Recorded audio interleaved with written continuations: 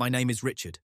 I'm 38 years old, a financial compliance manager by profession, a husband by title, and until recently a man most people would describe as steady. That word follows me everywhere.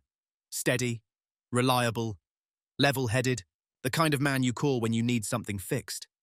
The kind of man who never raises his voice.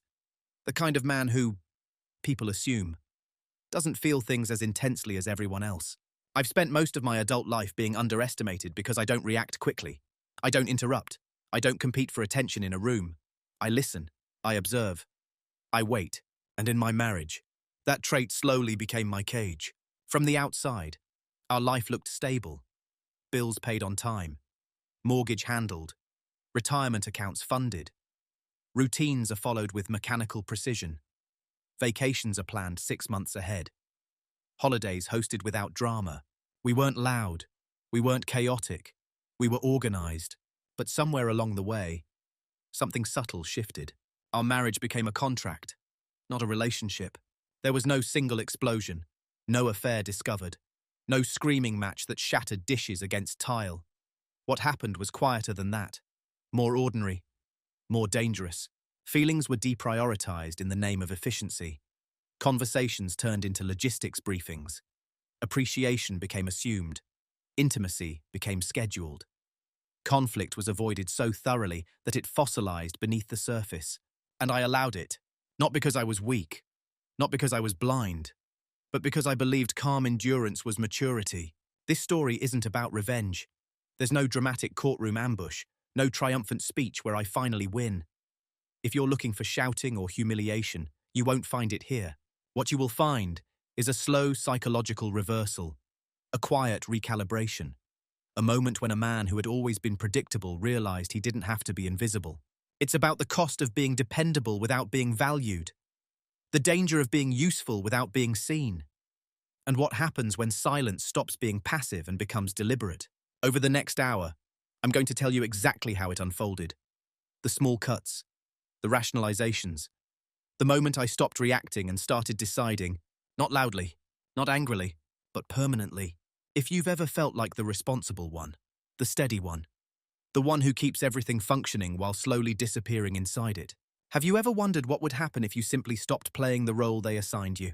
In every room, there's a role waiting to be filled. In my office, I was the stabilizer. When regulatory audits approached and younger analysts started panicking over documentation gaps, my manager would glance toward me before speaking. Not because I was the loudest, not because I was the most charismatic, but because I was predictable. Richard will sort it, he'd say, and I would. At home, the role was even more defined.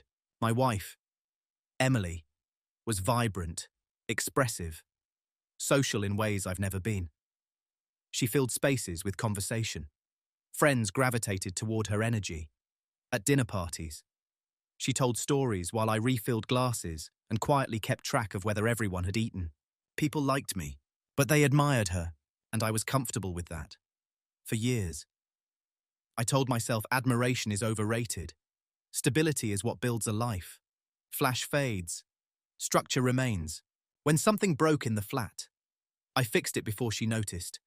When the mortgage rate shifted, I refinanced before she had to ask. When her freelance design income fluctuated month to month, I adjusted our budget quietly so she never felt the anxiety I absorbed. I became a shock absorber for our lives. The unspoken agreement seemed clear I would handle the weight. She would bring the lightness. Except over time, the balance tilted. It's a strange experience, being praised for reliability while slowly being reduced to it. You're so steady.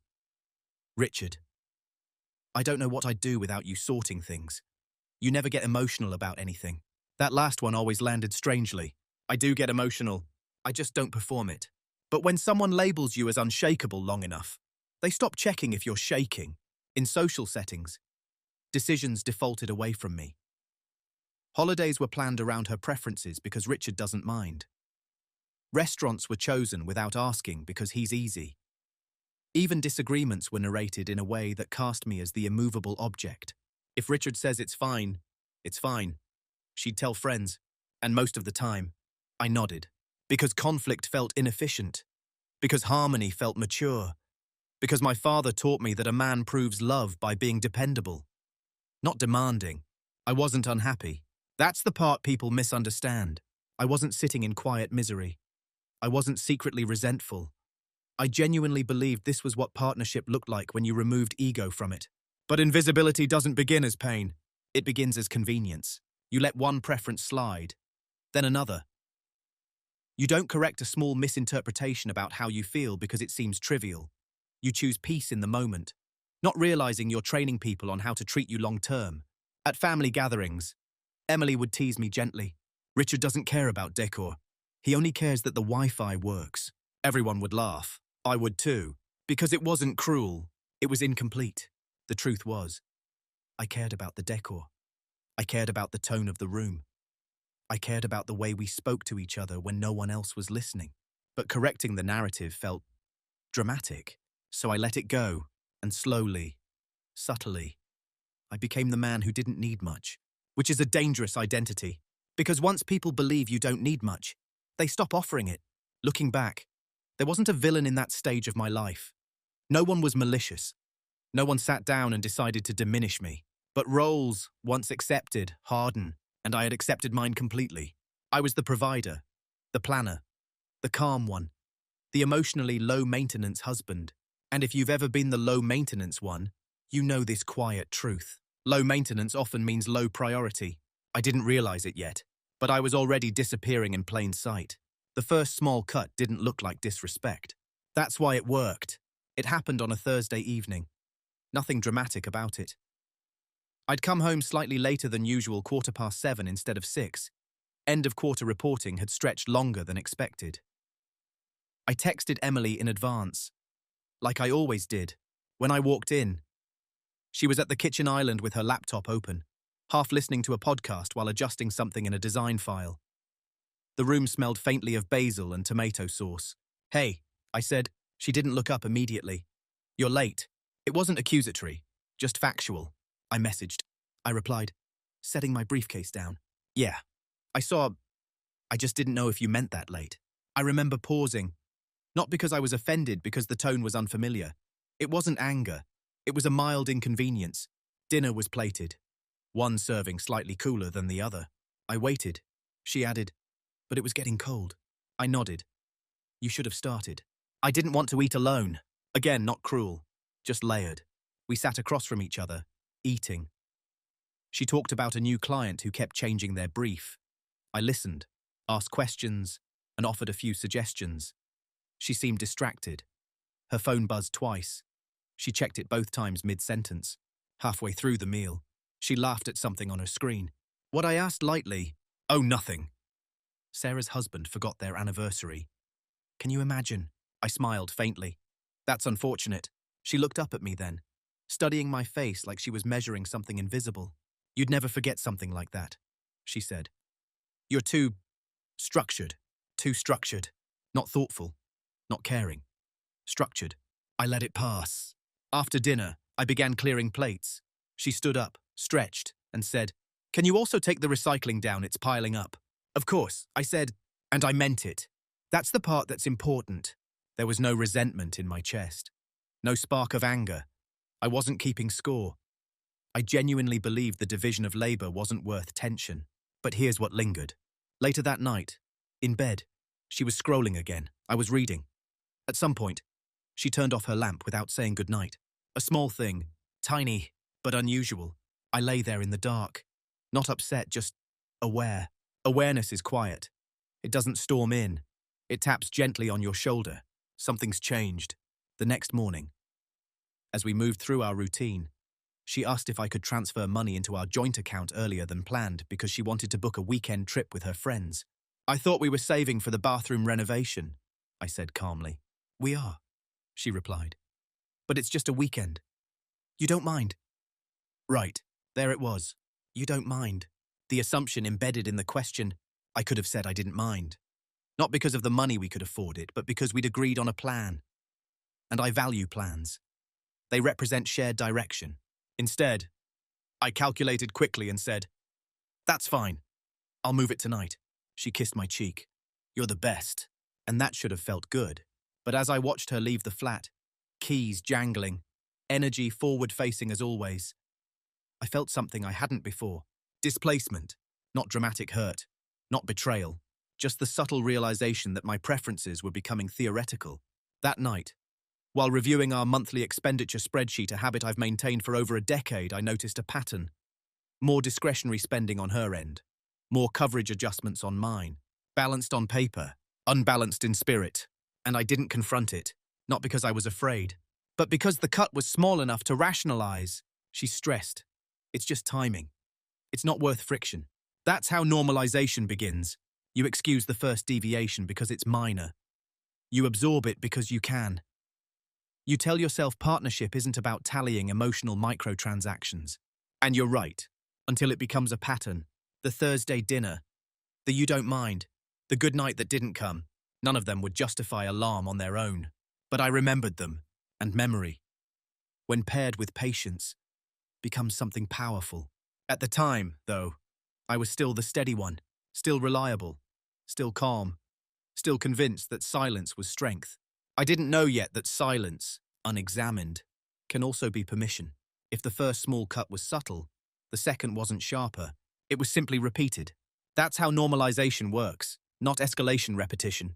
A few weeks after the Thursday dinner, we hosted friends at our flat. Nothing extravagant.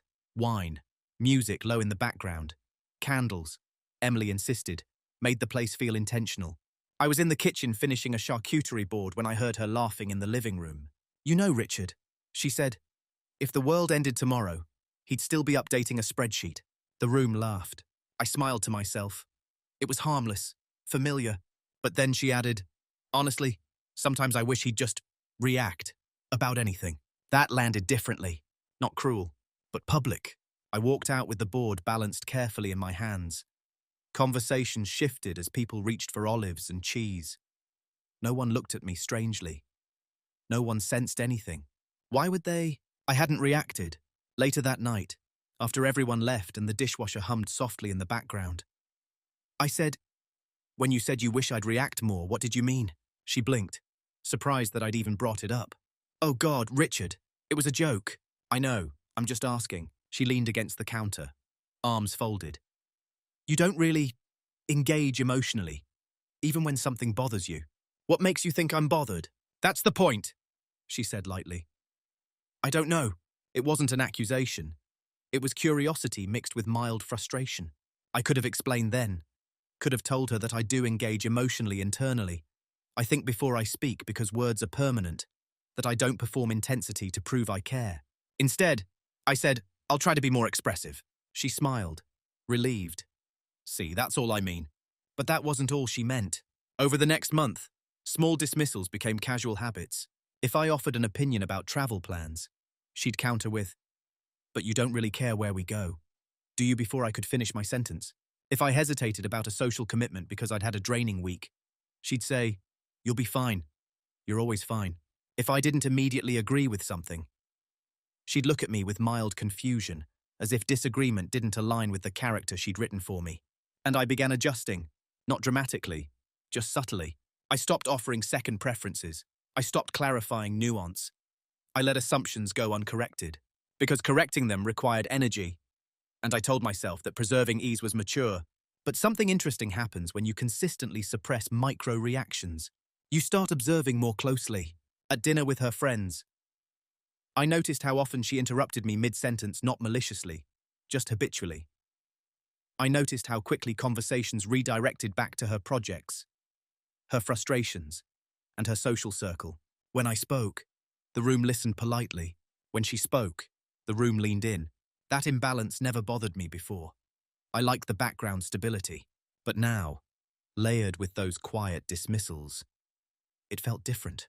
Not like I was less important, more like I was less considered. One evening, we were reviewing our joint calendar. She had double-booked a weekend one event she wanted to attend, and a family visit I'd scheduled weeks earlier.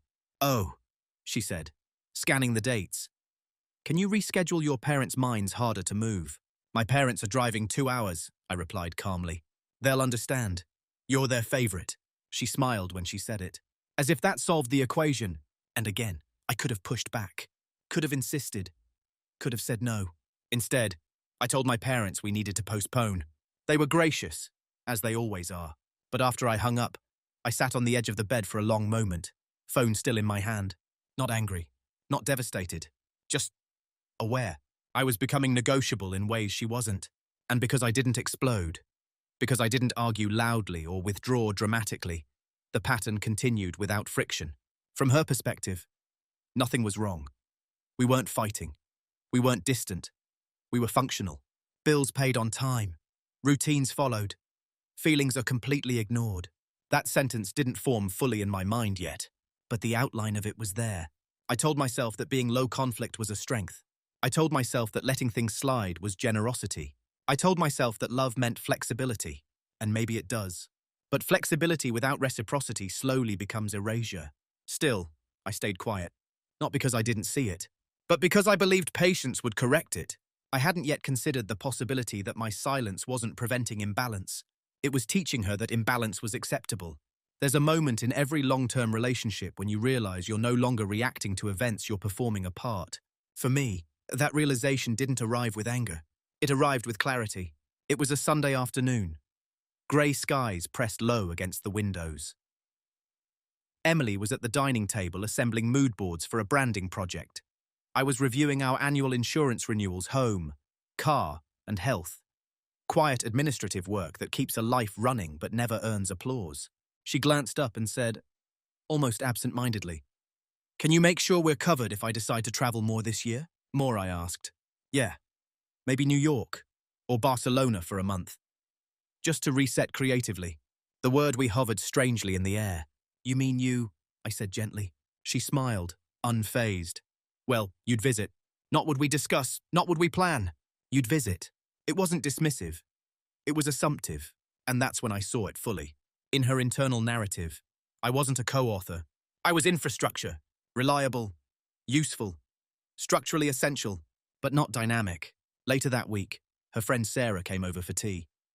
I was in the adjacent room, not intentionally eavesdropping, just present. I don't know how you do it, Sarah said.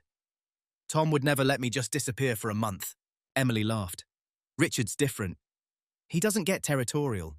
That word settled into me like a stone. Territorial. As if partnership boundaries were primitive. As if expecting shared decisions was insecurity.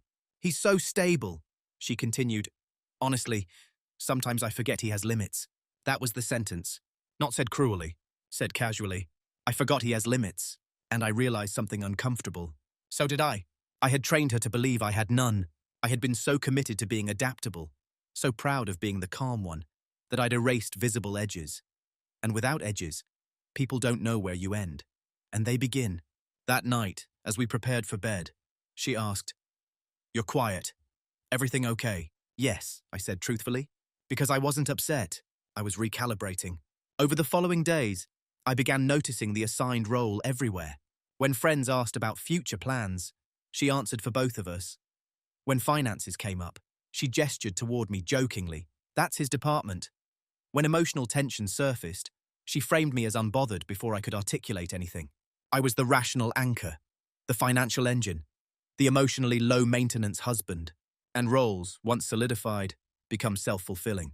If I raised a concern, it felt out of character. If I expressed disappointment, it seemed disproportionate. If I wanted something strongly, it surprised her. So I stopped expressing strongly, not out of fear, out of consistency. But here's what consistency without acknowledgement becomes. Containment. One evening, we were reviewing renovation quotes for the bathroom. She preferred a design that exceeded our agreed budget by nearly 15%. It's worth it, she insisted. We shouldn't think so small.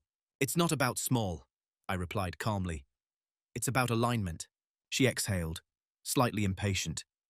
You always make things so practical. Always, as if practicality were a flaw. And for the first time, I didn't immediately compromise. I didn't argue either. I just said, let's revisit it next week. She shrugged. Fine. You're the numbers guy. There it was again. Not a partner. Not husband. Numbers guy. That night, lying awake, I replayed the past year in quiet sequence. The jokes, the assumptions, the rescheduled visits, the automatic compromises. None of them was catastrophic. But together, they formed architecture, an invisible structure where I supported everything and occupied very little space. And here's the truth that settled into me with unsettling calm. She wasn't disrespecting me intentionally. She was operating within the version of me I had presented. Reliable, flexible, non-reactive, limitless. The role I was assigned wasn't forced on me. It was accepted by me. That realization didn't make me angry. It made me precise. Because once you understand your role, you can decide whether to continue playing it. And for the first time in years, I began to wonder, what happens if the stable one stops absorbing everything? What happens if the infrastructure decides to move? The shift didn't happen during an argument. It didn't happen after a cruel remark or a dramatic betrayal. It happened on an ordinary Tuesday evening while I was standing alone in our kitchen, holding a mug of tea that had already gone cold. Emily was out with friends. A last-minute dinner plan I'd found out about through a shared calendar notification rather than a conversation. I hadn't objected. Of course, I hadn't. The flat was quiet in that specific way. Only city apartments can be distant traffic humming beneath the silence, the refrigerator clicking intermittently. I remember staring at the reflection of the overhead light on the countertop, and for the first time, I didn't feel overlooked. I felt optional. There's a difference. Being overlooked suggests oversight. Being optional suggests replacement. I walked into the living room and sat on the sofa, noticing details I'd stopped consciously registering the throw pillows she'd chosen without asking if I liked the color. The framed prints from trips that had mostly been her idea. The faint scent of a candle I never would have bought. None of it was offensive, but very little of it felt like me. That's when the sentence formed fully in my mind for the first time. Our marriage became a contract, not a relationship. Bills paid on time. Routines followed. Feelings are completely ignored. And I had signed that contract willingly, not with ink, with silence. I tried to pinpoint when emotional intimacy had been replaced by operational efficiency, when discussions became updates, when shared dreams became parallel agendas. But the truth was simpler. Nothing dramatic had been removed. It had just slowly stopped being replenished. I stood and walked into the bedroom, opened my wardrobe, looked at the rows of neutral shirts, tailored jackets, and polished shoes. I had optimized myself into predictability. At work, that was power. At home, it had become invisible. I sat at my desk, a small oak table near the window, and opened my laptop. Not to check finances, not to analyze anything, just to think. Instead of reacting emotionally, I did what I've always done best. I assessed. If nothing changes, what does 5 years look like 10? I pictured myself continuing to absorb, continuing to adjust, continuing to smooth every potential conflict before it fully forms. And I saw something unsettling. Not a fight, not a collapse, a quiet erosion, a version of me at 45 who was deeply functional and quietly absent. That image didn't scare me in a dramatic way. It disappointed me, because for the first time, I acknowledged something I hadn't allowed before. I wanted to be known. Not admired, not feared. Known. And I had contributed to my own obscurity by equating calm with detachment. Around 10 that night, Emily texted, "Don't wait up." A simple message, harmless. But I didn't feel compelled to respond immediately. Instead, I closed the laptop. Not angrily, not decisively, just deliberately. I realized in that moment that I had been operating on autopilot, responding, accommodating, maintaining, and I could choose not to. Not in a punitive way, in a clarifying way. The shift wasn't about punishing her. It was about withdrawing unconscious permission for the first time. I considered this possibility. Silence doesn't have to mean endurance. It can mean recalculation. When she came home later that night, slightly tipsy and energized from laughter, she slipped into bed and kissed my shoulder. "You're the best." "You know that," she murmured. I looked at the ceiling in the dark, and instead of feeling validated, I felt defined. The best at what? Stability, tolerance, absorption. That was the night something inside me aligned. No confrontation, no raised voice, no accusations, just a quiet internal decision. If I were going to continue in this marriage, I would no longer do so invisibly, and if that required a structural change, I was capable of implementing it, methodically, calmly, permanently.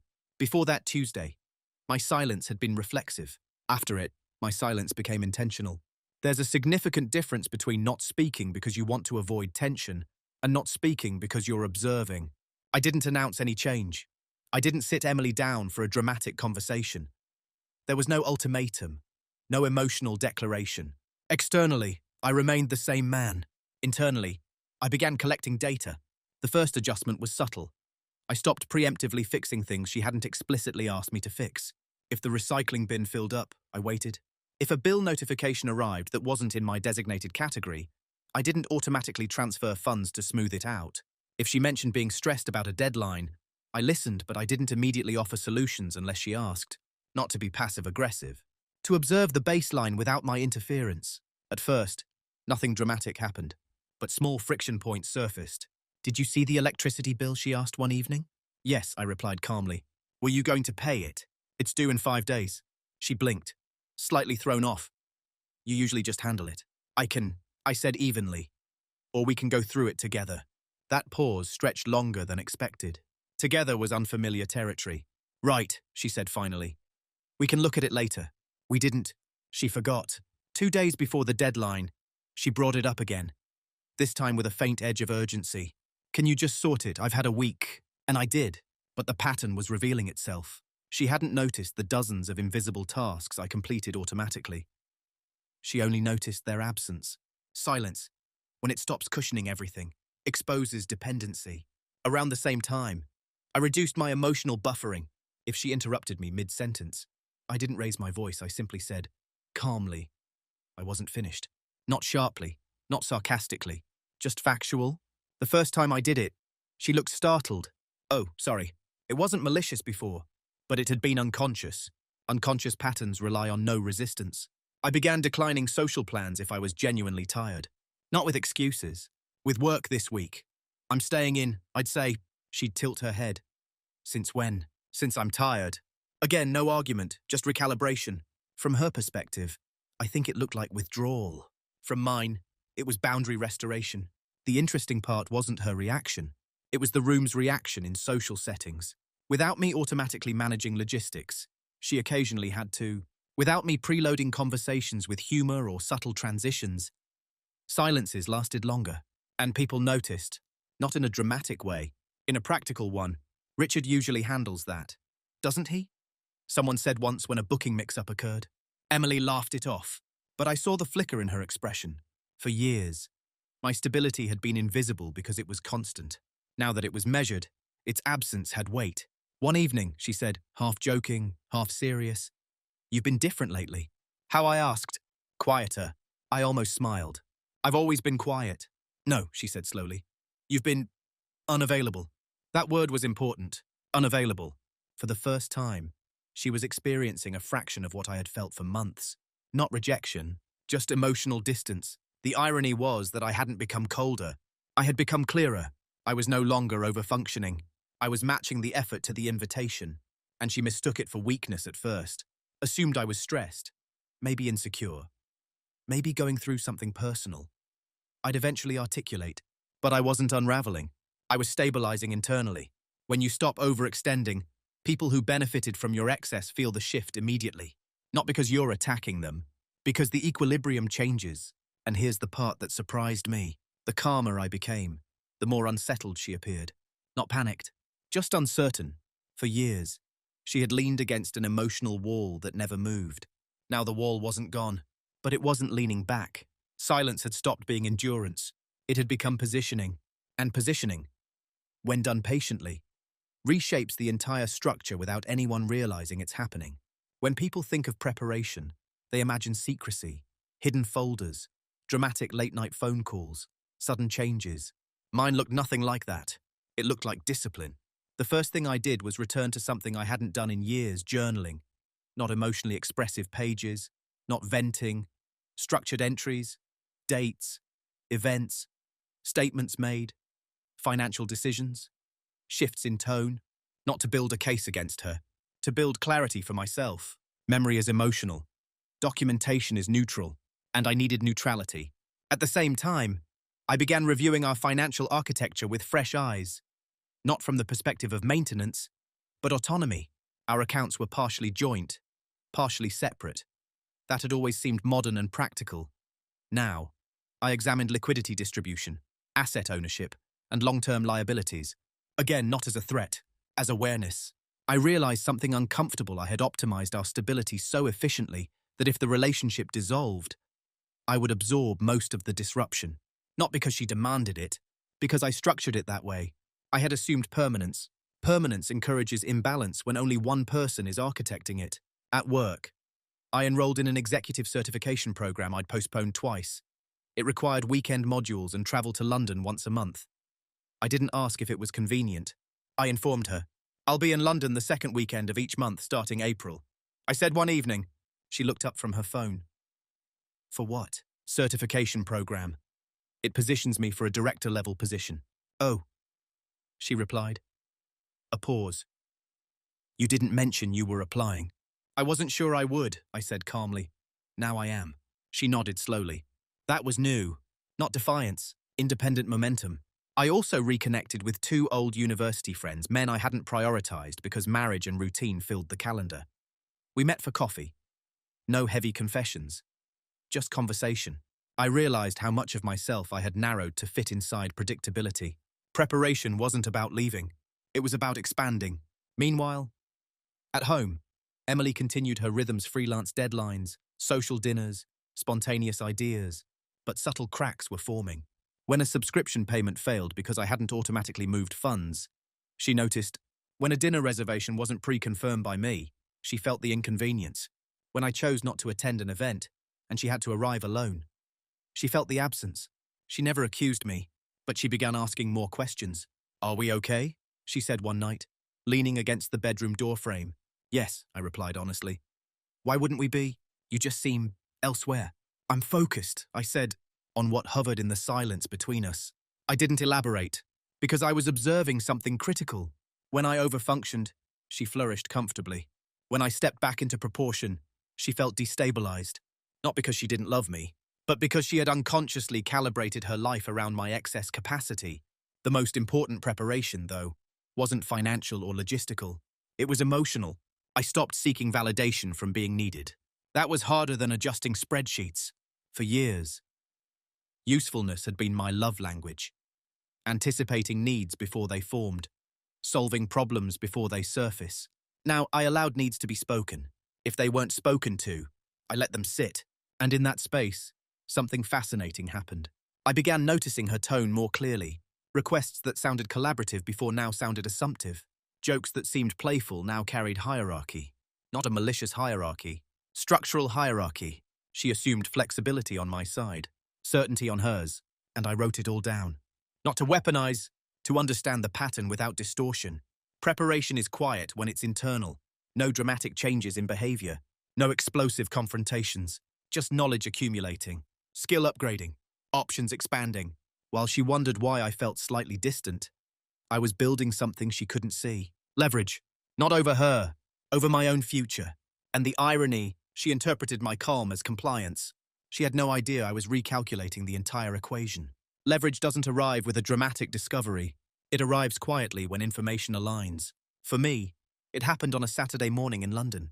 I had just finished the first module of my certification program. We'd spent 2 days discussing regulatory frameworks, risk exposure, and corporate restructuring.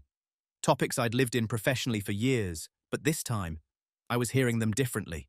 Not as an employee, as an individual. During a break, one of the instructors, a former financial director, said something that stayed with me. Control isn't loud. It's structural. If you understand the structure, you're never trapped. That sentence didn't feel professional.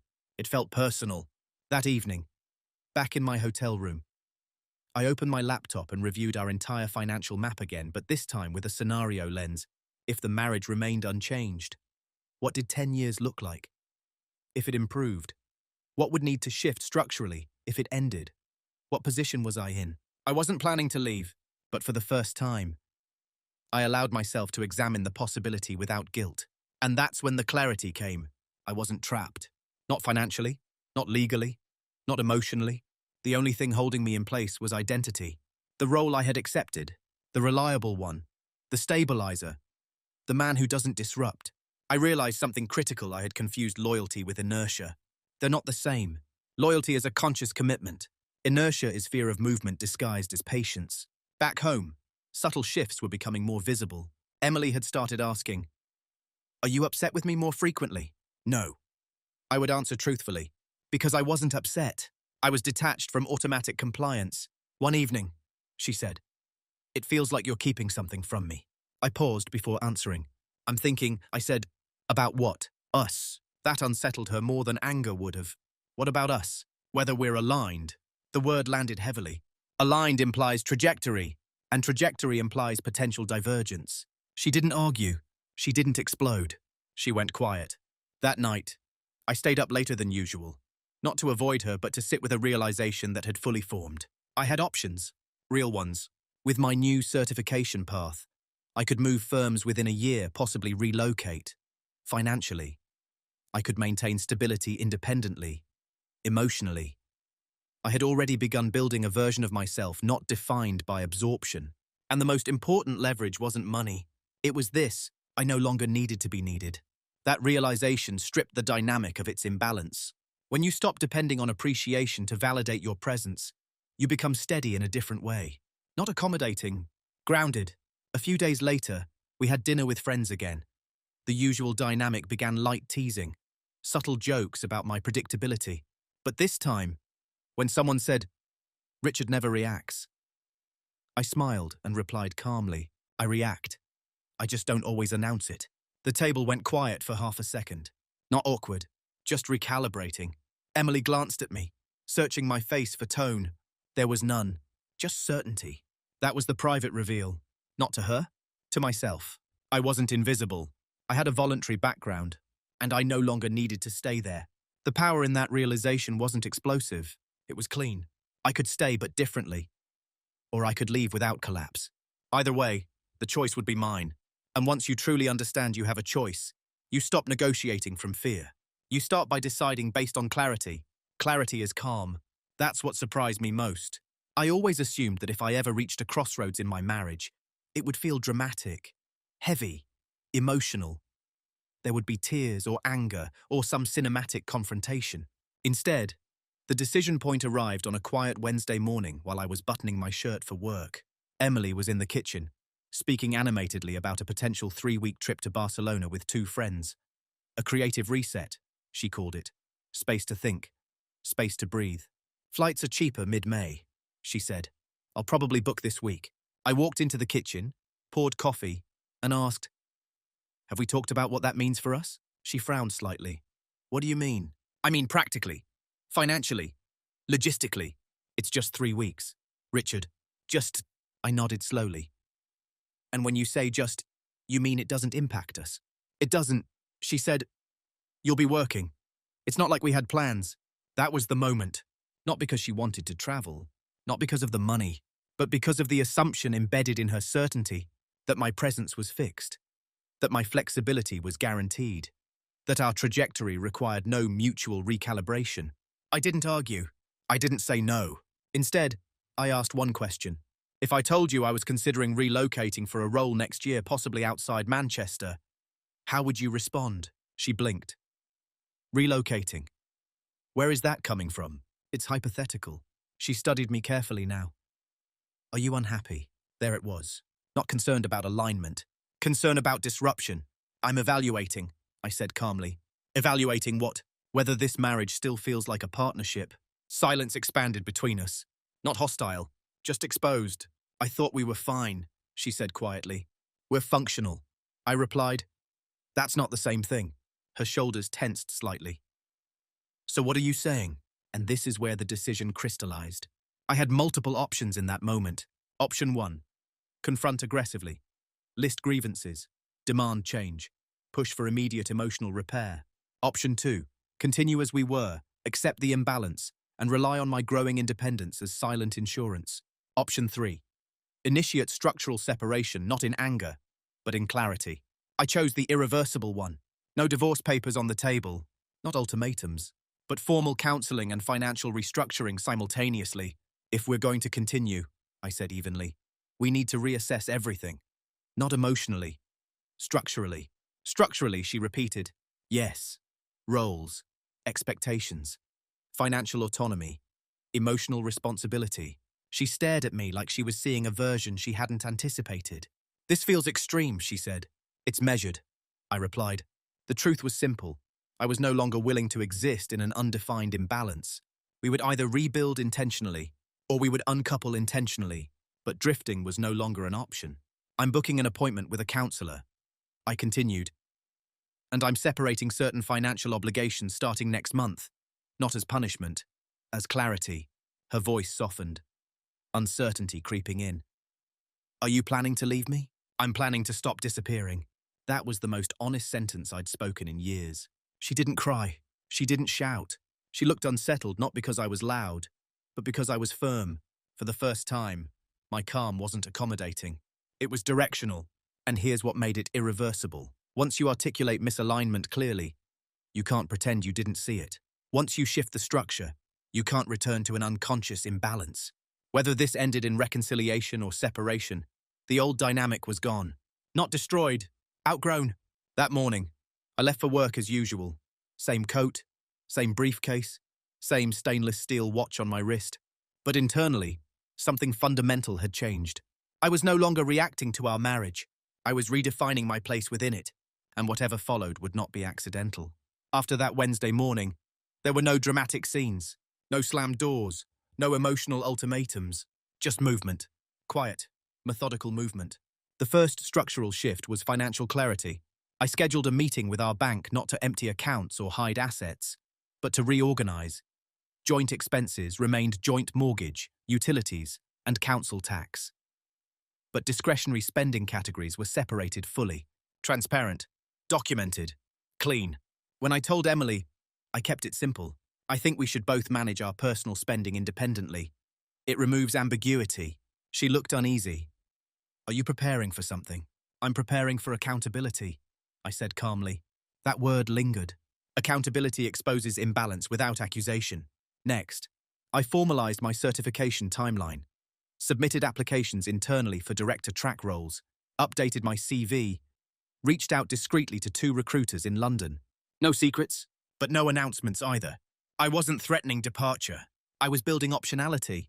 At home, counseling sessions began 2 weeks later.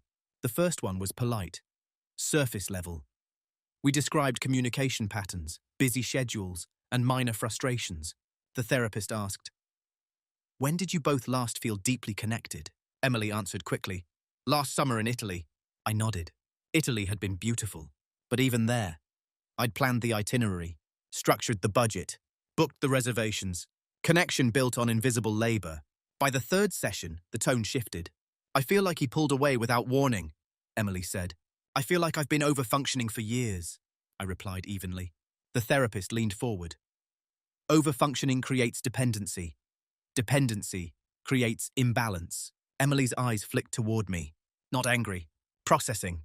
At home, the atmosphere changed subtly. She began asking before committing to plans. She paused before making assumptions. But something else surfaced. 2. Discomfort. When you remove someone's excess effort, they feel the weight of their own. One evening, she forgot to transfer her share of the mortgage contribution. The notification came to both our phones. "I'll send it tomorrow," she said casually. "It's due today," I replied. A brief tension. Then she opened her banking app immediately. No argument. Just a correction. The smallest shifts revealed the deepest patterns. Meanwhile, I continued strengthening my position quietly. I reviewed tenancy laws, spoke to a solicitor not to file anything, just to understand implications, documented assets thoroughly. Again, not in hostility, in awareness. Here's what people misunderstand about moving in silence. It isn't about secrecy. It's about emotional neutrality. I wasn't building a case against her. I was building a stable exit route in case rebuilding failed. And that knowledge changed my posture entirely. I slept better, spoke slower, felt less reactive, because I was no longer afraid of worst-case scenarios. One night, Emily sat across from me at the dining table, studying my face. "You seem solid," she said. "I am," I replied. She hesitated. "And if counseling doesn't fix this?" I met her eyes calmly. "Then we'll make a different decision. No threat, no drama, just inevitability." That's when I saw it, the first real flicker of fear. Not fear of me, fear of consequence. For years, the assumption had been that I would endure. Now endurance had an expiration date, and she could feel it. But here's the truth. I wasn't hoping for a collapse. I was hoping for clarity. Either she would meet me on equal footing, or she wouldn't. But the old version of me, the shock absorber, the emotional infrastructure was gone, and I wasn't bringing him back. Consequences rarely announced themselves. They accumulate. At first, Emily tried to adjust the dynamic quickly. She became more attentive, asked more questions, initiated a few date nights instead of assuming I would plan them. On the surface, it looked like an improvement, but beneath it, something fragile was forming. Because for the first time, she couldn't predict me, and unpredictability unsettles people who have built comfort around your consistency. One Friday evening, she suggested we host dinner again. Like before, she added carefully. Before, I agreed, but I didn't orchestrate it. I didn't curate the wine list, didn't coordinate arrival times, didn't smooth over the minor scheduling confusion that inevitably happens when multiple adults try to align calendars. I participated. I didn't manage. Halfway through the evening, when a dish wasn't ready on time, and one of her friends made a light joke about the chaos, Emily looked toward me instinctively, waiting for me to step in, redirect, stabilize. I held her gaze calmly. Then I returned to my conversation. She handled it, and she handled it fine. But later that night, after everyone left, she said quietly, "You used to make those nights feel effortless." "They were never effortless," I replied. She absorbed that, because she knew it was true. Effort that goes unseen feels like magic, until it stops. In counseling, the conversations deepened. "You've relied on Richard's steadiness as emotional security," the therapist said to her gently. "But security without reciprocity breeds imbalance." Emily's defenses softened week by week. "I didn't realize I was doing that," she admitted once. "I know," I said, and I meant it. This wasn't villainy. It was an unconscious asymmetry. But consequences don't require malice. They require reality. As my certification progressed, I began spending more time in London, networking dinners, industry panels, conversations that expanded my horizon beyond Manchester. Each trip created physical space, and space clarifies attachment. When I returned from one weekend away, Emily hugged me a little longer than usual. "You feel different," she whispered. "How? Less anchored here." That was accurate, because I was no longer anchored by obligation. I was choosing daily presence, and choice carries a different energy than duty. Financially, the separation of discretionary funds exposed patterns quickly. She felt the constraint of budgeting without my silent buffer. "I didn't realize how much you were covering," she said one evening, reviewing her statements. "I didn't either," I replied. That wasn't sarcasm. It was true. Overfunctioning hides the imbalance from both people. The biggest consequence, though, wasn't financial. It was emotional visibility. Without my automatic reassurance, she had to sit with uncertainty. Without my immediate soothing, she had to confront tension. Without my quiet absorption, she felt the full weight of our misalignment. One night, she said something that marked the shift fully. "I miss when things were simple." I looked at her steadily. "They weren't simple," I said. "They were unexamined." Silence settled between us. Not hostile, heavy. And here's what became undeniable. The dynamic she had relied on, the endlessly patient, endlessly flexible husband, was gone. In his place was someone calm, but conditional, present but not guaranteed. She began trying harder.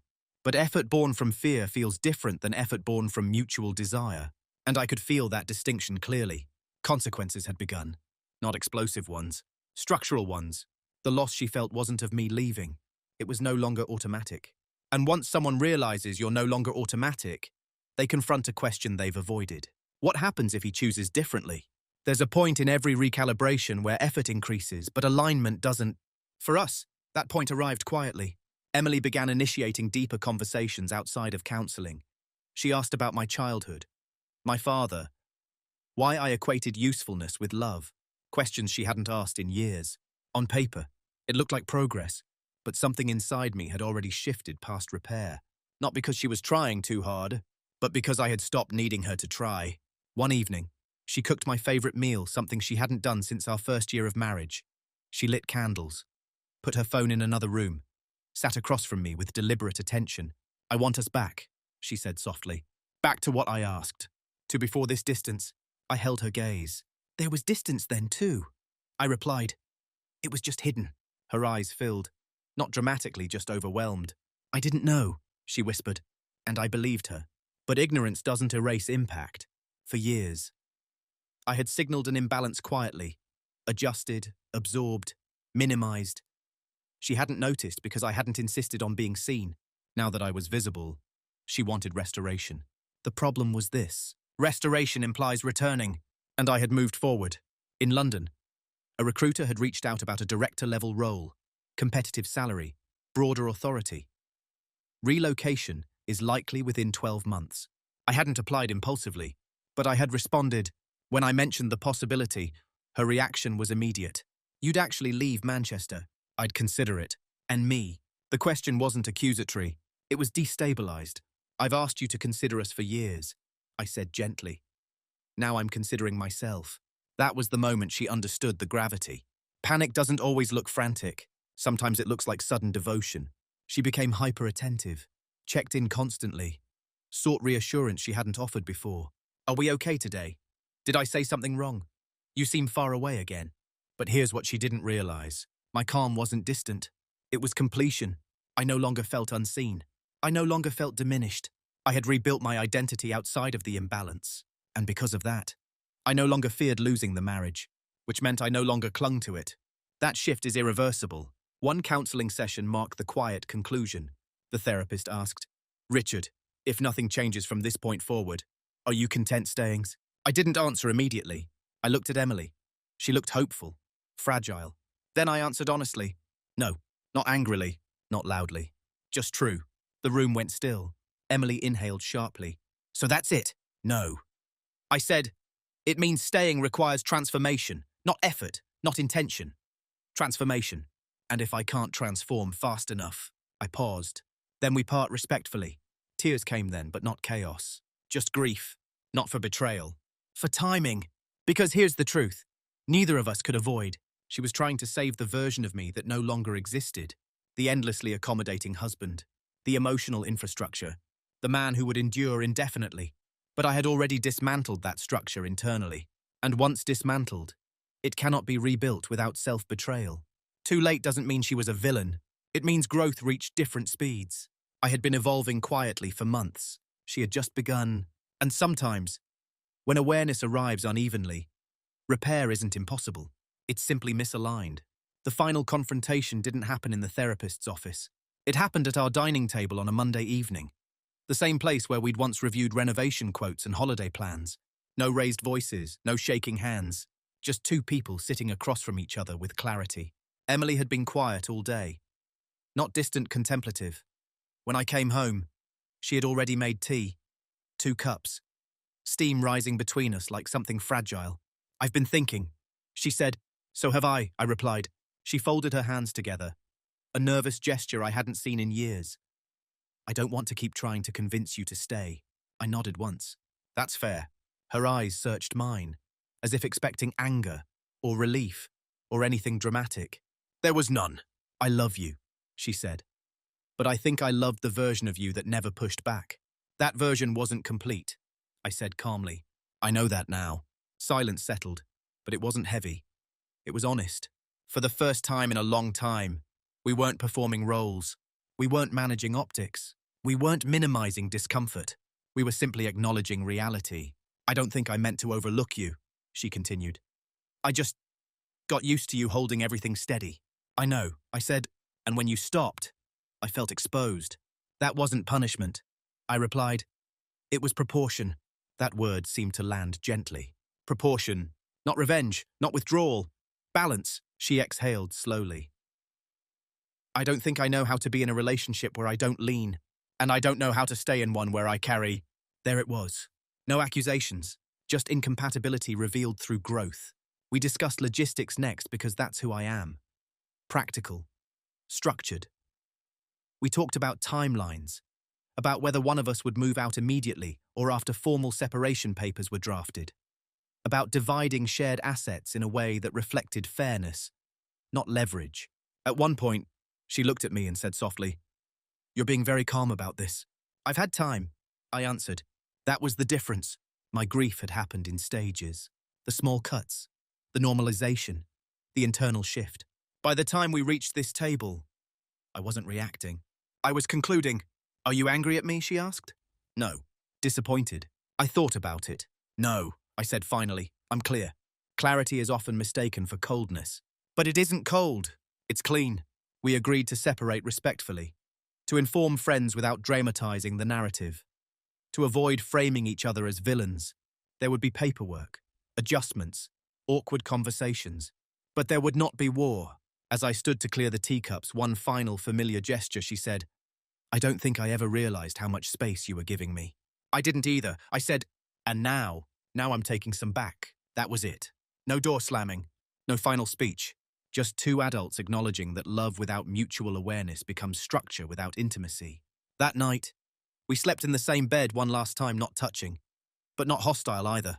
In the morning, nothing looked dramatically different. But everything was, it's been a year.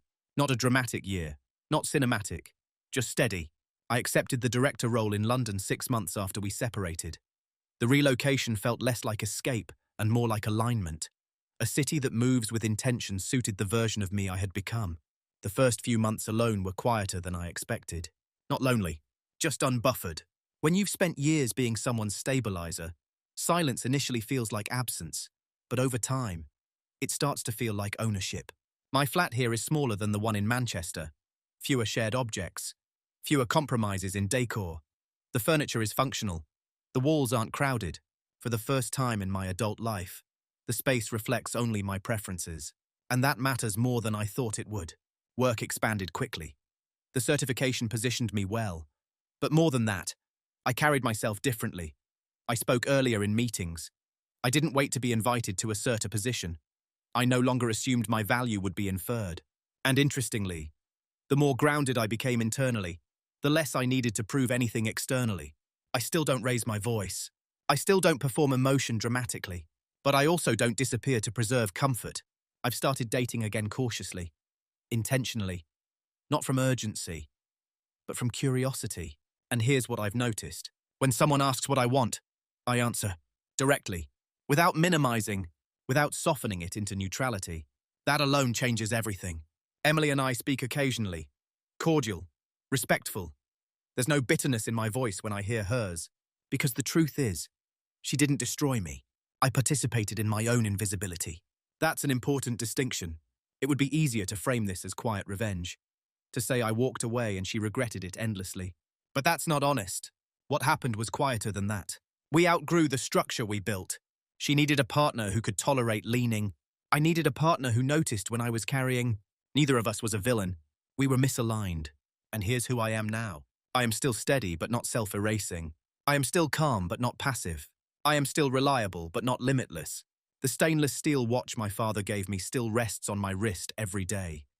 It reminds me of discipline, of time, of measured decisions. But I no longer measure my worth by how much I can absorb without complaint.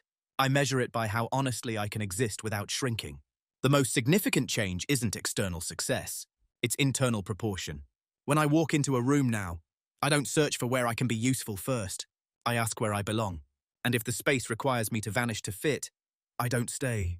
There's no anger in that, just clarity. And clarity, I've learned, is a form of quiet dominance, not over someone else, over your own patterns. If you've listened this far, you might be expecting a moral that sounds dramatic, something like never let anyone take advantage of you, or walk away at the first sign of disrespect. But that's not what this story taught me. The real lesson is quieter.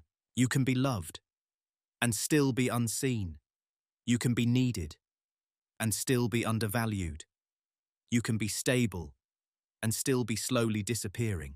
None of those realities requires a villain. Sometimes they only require silence. For years, I believed maturity meant endurance. That being the calm one meant absorbing tension without complaint. That love was proven by how much inconvenience you could carry without asking for acknowledgement. But here's what I understand now. Endurance without boundaries isn't strength.